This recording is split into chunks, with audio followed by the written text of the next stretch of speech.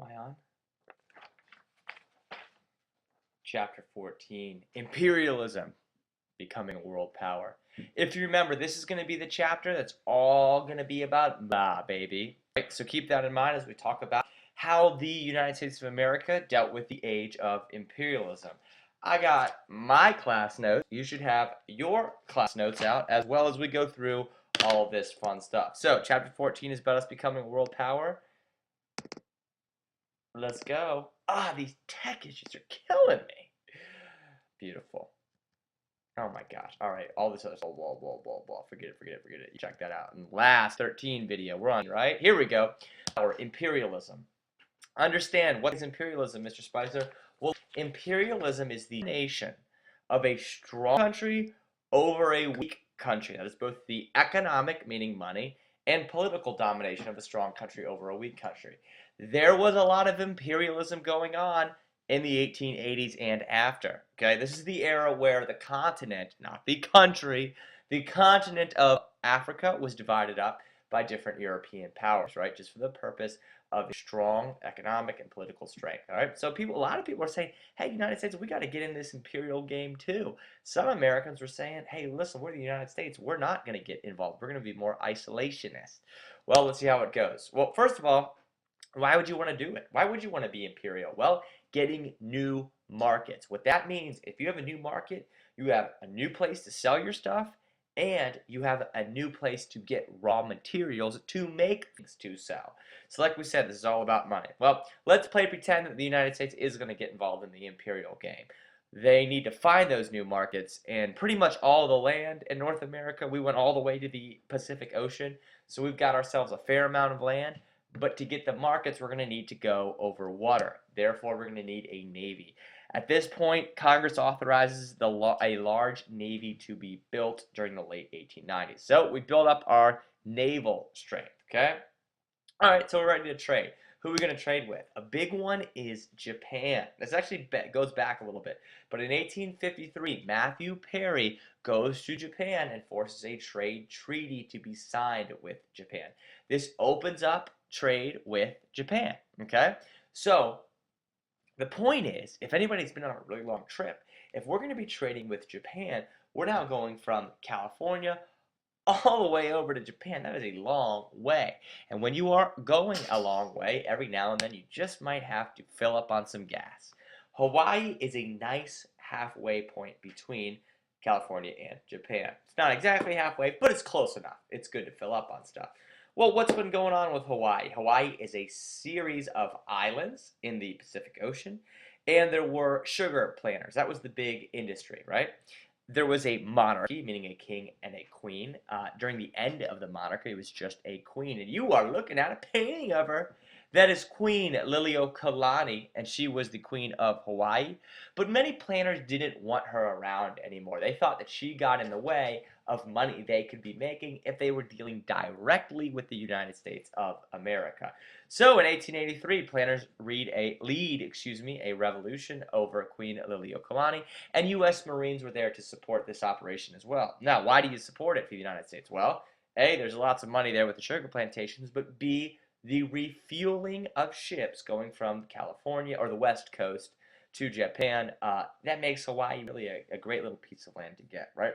So we get Hawaii. Hawaii is annexed by the United States in 1898. There's a little touch of imperialism, but not as much so as will come in the Spanish-American War.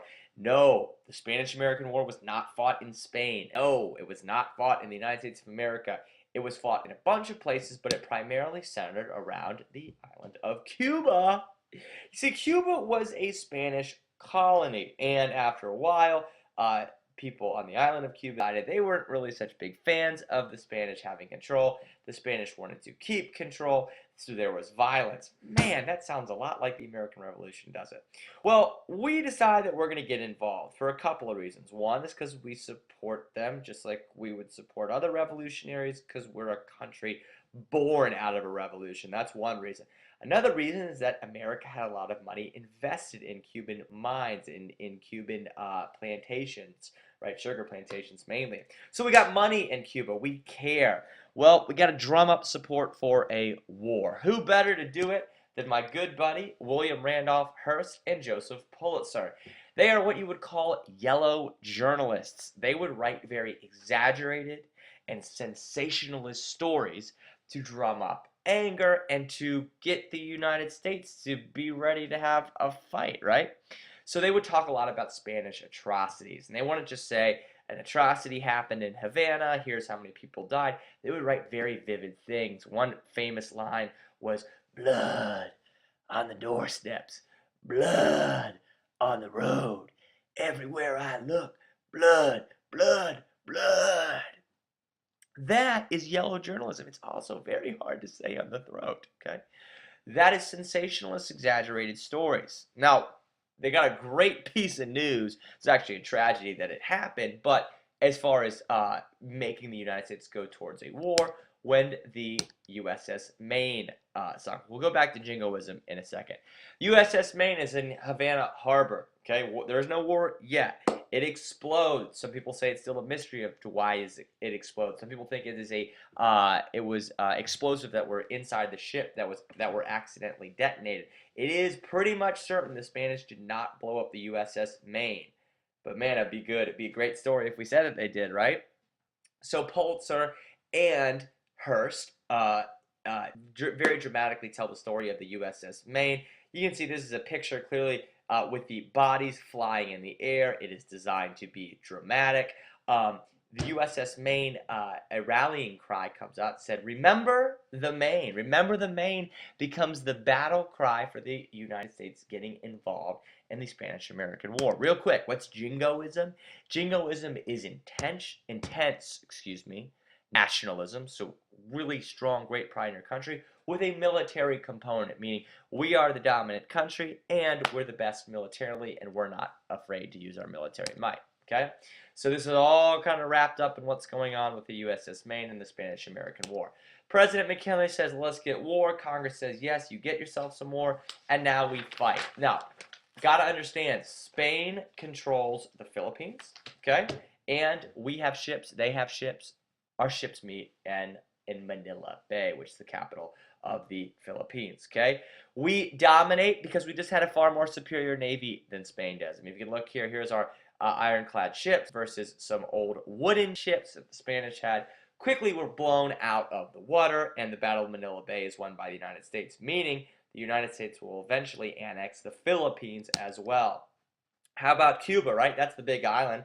Well, it is the big island. There were big fights, huge fights that were fought at El Caney and at San Juan Hill. As a matter of fact, this future Prez right here, Teddy Roosevelt, is going to lead the charge up San Juan Hill during the fighting that took place on Cuba. Both huge United States wins. So Spain eventually is going to get out of Cuba. Well, while they're getting out of Cuba, we're also going to pick up Puerto Rico as well. Okay, so those are the three big ones. Let's review. Treaty of Paris in 1898 ends the Spanish-American War. Cuba becomes an American protectorate. Okay, protectorate means they're still an independent country, but they have to take our advice, our being the United States, and we will protect Cuba from other countries. All right, so we have some control in Cuba. We also annex Puerto Rico. All right, Puerto Rico will become a self-governing commonwealth, and there's a movement for them to be a state, actually. That's the fun contemporary history. But for now, just know we get Puerto Rico as well, annex them. And why not the Philippines? The Philippines are annexed by the United States also. So those are our three lands, Cuba, Philippines, and Puerto Rico. And after the Spanish-American War, the United States is no longer this isolationist nation. Nope. We have thrown our hat into the imperial ring, just like the other European countries have. All right, so let's talk about that imperial power real quick. Right here we are. See, we're spread out. So we're not just here. We got holdings in Alaska, Hawaii, right? Islands, Philippines, Guam. But let's focus on China real quick. Okay, a number of things took place in China, and if you really want to know, I would love to stay after school and talk to you about how it happened. But I've already explained it to you in class once, and you weren't paying attention. Okay, and that disgusts me. So we're just going to move on right now. Understand, in China, there's all these European spheres of influence, and they want to control the Chinese economy. Now, this worried many Americans, many politicians, many businessmen. So in 1899, Secretary of State John Hay proposes the open door policy. What the open door policy says is the United States and all these other spheres of influence must have fair, equal trading rights in China. Everybody equal trading rights. That's the idea of the open door. Okay, and while you're there, obey Chinese law. Okay, don't have your own laws. Don't ignore Chinese law. Obey Chinese law and observe fair competition. That's the open door policy. Now, Roosevelt had a little bit of his own diplomacy when Teddy would become president after William McKinley was assassinated. Teddy Roosevelt becomes the youngest president in the United States. Okay? Now, Teddy Roosevelt was big stick diplomacy. That's a Western proverb for speak softly but carry a big stick. Roosevelt's big stick was the United States military. It makes sense. If there's a country with a strong military, not many people are going to mess with them, right? Now, Roosevelt built up the military, and he was very concerned with the United States having a strong, powerful place on the world stage, okay? Now, one country that he gets involved with is Panama.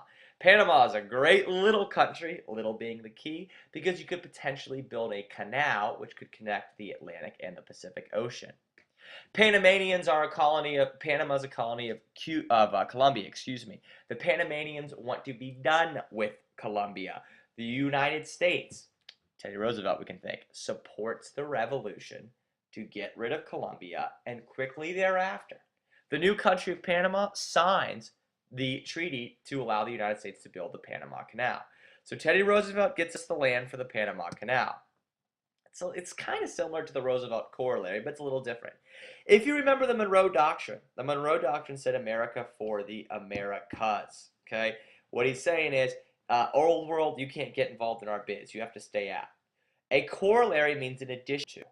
Roosevelt's corollary is that Latin America, if your countries are kind of slipping, if you're falling apart economically or politically, the United States has the right to intervene, maybe even militarily intervene, to take over, improve your country. Well, what does that have to do with the Monroe Doctrine? Well, Roosevelt would say, if we can improve Latin American countries, then European countries won't come over and try to prey on these weak Latin American countries. So Roosevelt is not afraid to use the military. And that way, the United States kind of becomes like a police power in the Western Hemisphere. Well, Roosevelt isn't president forever. He is succeeded by William Taft. Okay, William Taft becomes president, and he has many brilliant ideas. He's considered to be one of our best presidents. But as far as how to deal with Latin America, totally different idea. Dollar diplomacy is what he says. He says, you know what, guns, I don't know. How about money? How about moolah? Dollar diplomacy is Taft telling American bankers, American businessmen, invest in Latin America. Spend your money in Latin America. It'll help you. You'll make money. It'll help them. They will grow. But then people would say, but Taft, man, what if there's a huge revolution? I'm going to lose all my money. Taft says, ha ha ha, read all your class notes, okay? Especially the underlined stuff.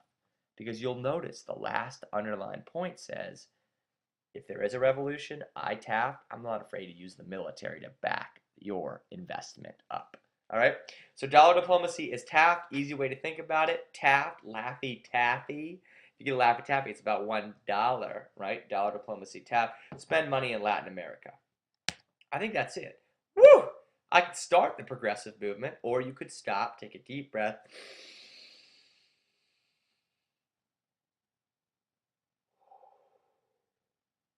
Relax, and then watch chapter 15, class notes.